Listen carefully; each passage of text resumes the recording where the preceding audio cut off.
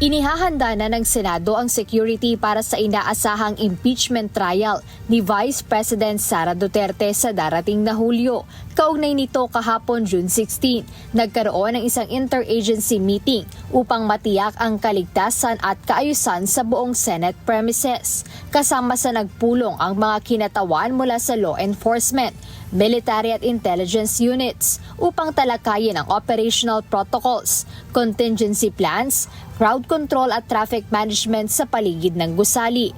Ayon kay Senate President Pro Tempore at Acting Senate President Sherwin Gatchalian, crucial ang maagang paghahanda at koordinasyon dahil hindi naman dinisenyo ang Senado para sa malaking aktibidad gaya nito, kaya naman hiningi niya ang buong suporta ng Armed Forces of the Philippines at Philippine National Police.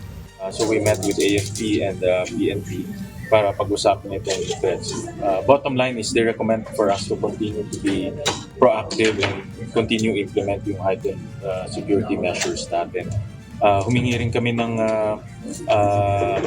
suporta sa kanila sa pagbibigay ng intelligence information dahil sila lang naman may intelligence information network.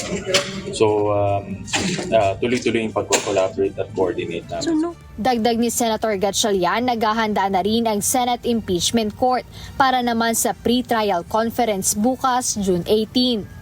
This Thursday, mag-umpisa na yung pre-trial conference.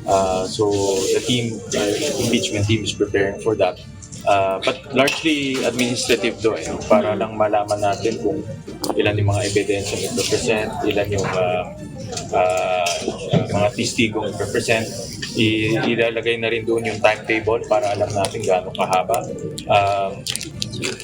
Yung stipulation of facts kung meron man. So all of those ilalatag na para pagdating sa trial, dire-diretso na. Kasunod nito ang formal na impeachment trial laban kay Vice President Duterte sa July 6, 2026.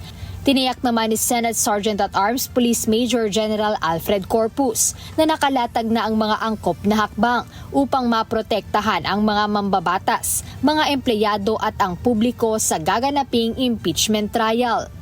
Jed Neresina, humahataw sa balita ngayon.